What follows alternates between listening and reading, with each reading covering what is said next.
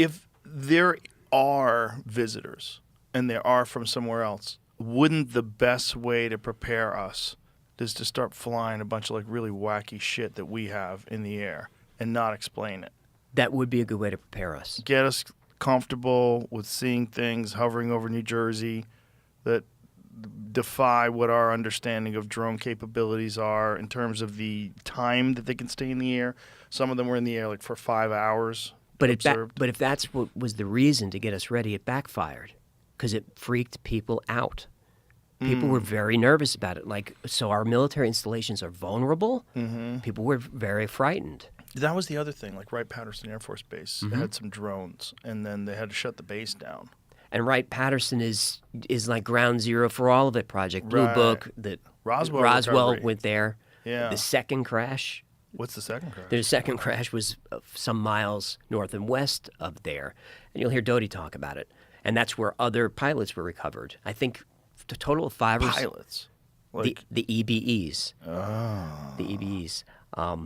And according to Doty and others, one of the EBEs stayed with the government, I think in Los Alamos, for 5 years, till 1952. There was EBA 1 or whatever. He liked strawberry ice cream. Who doesn't? Who doesn't, right? That'd be the first thing I do if I went to Planet Serpos. What's the ice cream like here? Well, just the idea that they would eat like we eat seems crazy. Right. And then also they could breathe our air. Like, what are the odds of that? Well, the theories are, we never see alien shit or whatever, but there's always a rebuttal, is that, they have a metabolism that absorbs nutrients and their waste is recycled and all of that stuff. Photosynthesis or something. Something like that. Well, they do seem genderless. Genderless, giant heads. I always say that the archetype, like the Greys, like Close Encounter Greys, if you go back to like Neanderthals and then you go back to like Australopithecus covered in hair, heavily muscled, and then you go to like the average dude who plays Call of Duty. Like what do we do? I play Call of Duty. It's fine. It's a great game. But you know what I'm saying? It's like people become like these frail, muscleless things, and then your head keeps getting bigger and bigger as the mind evolves, and then human capabilities increase in terms of like our ability to communicate telepathically, all these different things. No need for mouth noises anymore, so your mouth shrivels up to this little slit. And why are the eyes so big and black? Yeah. Because you're evolved underground. Oh, I thought it was like sunglasses built in.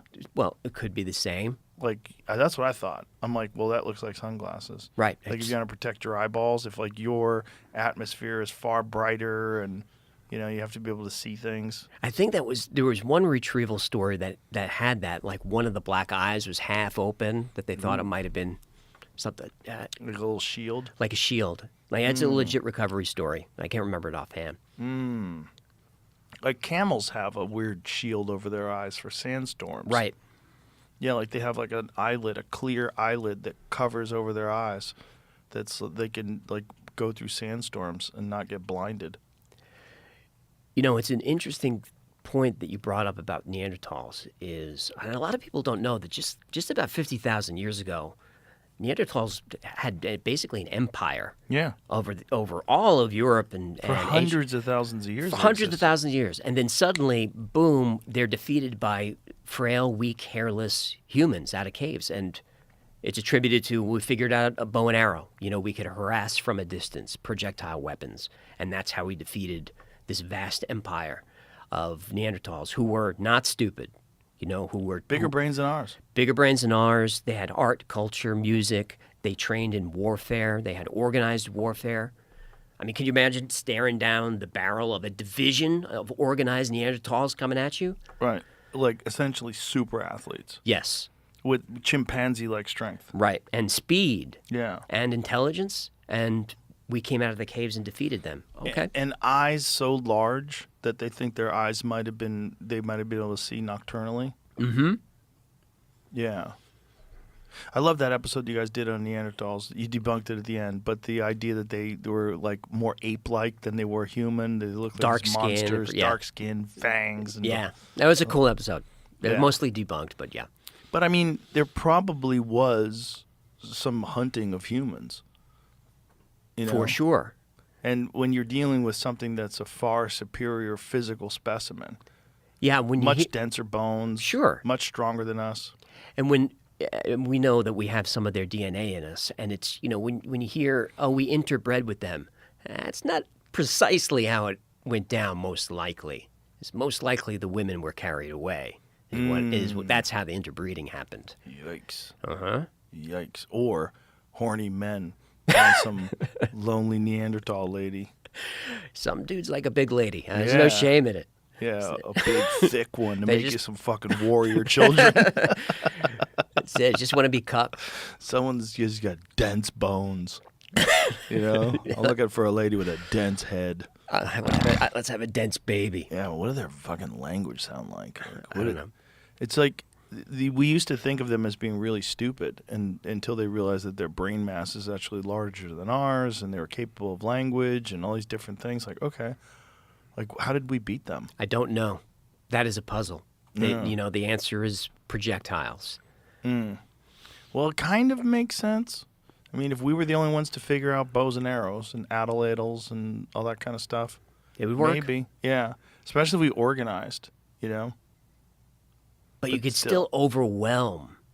You Mm-hmm. can overwhelm a few archers we would just throw bodies at it. Warfare's been fought like that for humans forever. Just Maybe their overwhelm. language is too crude to allow for that kind of communication, like to strategize and to, you know what I'm saying? Like maybe their language is like very crude, normal day-to-day stuff. I'm hungry. I want to fuck. Like let's Right. kill these people. It was not complicated enough to say like we got an issue here. Like, Right. Here's the issue. We got to get around them from the back end, and you guys got to distract them from the front, and this is what we'll do, I mean, that's the only thing that makes sense. Yeah. But it still doesn't make complete sense to me. Well, why were their brains bigger than ours? That's the weird one. Like we associate larger brains with more complex thinking. So why would what we think of as the most brutish version of human beings? I don't know, but don't Neanderthal brains, even though they were larger, had fewer convolutions. So Oh, really? Do we know that? that's part of my research, which most of it's bullshit, but that's what I read. Large brain, but not as powerful. But Interesting. Well, so maybe the large brain was attributable to physical capability. just the fact that you can produce music tells me so much about your brain. And they produced music? They produce music and How do we art. know that? We found relics and artifacts of it, Of musical instruments? instruments and cave writing and all that stuff. They used needles and thread to make clothing. Really? Mm-hmm. Wow. Yeah, very strange that we beat them. That's a Neanderthal tool? Flute.